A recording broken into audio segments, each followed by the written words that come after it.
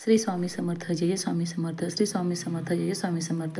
कसे आहात मैत्रिणींनो आणि मित्रांनो. आज जो व्हिडिओ मी करणार आहे तो मौनी अमावस्येनिमित्त आपल्या राशीवरती आपण काय काय पठण करायचं आहे किंवा कोणते कोणते मंत्राचा आपण पाठ करायचा आहे त्याच्यावरती आज मी तुम्हाला मौनी अमावस्येनिमित्त उपाय सांगत आहे. तर तुला राशीच्यांनी दुर्गा चालीसाचं पठण करायचं आहे. वृश्चिक राशीच्यांनी हनुमान चालीसाचं 3 वेळेस पठण करायचं आहे. धनु राशीच्यांनी विष्णू सहस्त्रनामाचं पठण करायचं आहे.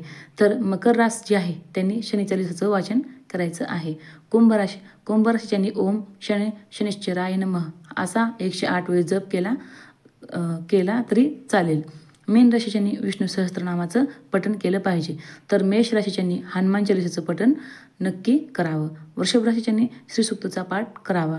मिथुन राशीच्यांनी भगवान विष्णूचा मंत्र ओम नमः भगवते वासुदेवाय हा 108 वेळेस जप नक्की करावा.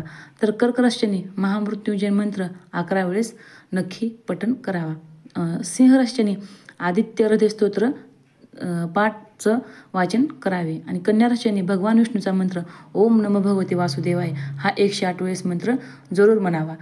उद्या मौनी अमावस्येनिमित्त प्रत्येकाने आपल्या राशीवर छोटे छोटेसे उपाय करून बघावं आणि आपल्या आयुष्यामध्ये काय चमत्कारिक बदल होतात तो नक्की मला कमेंटमध्ये कळवा. व्हिडिओ आवडल्यास लाईक करा, शेअर करा, सबस्क्राईब करा. केलेली सेवा श्री स्वामी महाराजांच्या चरणी अर्पण.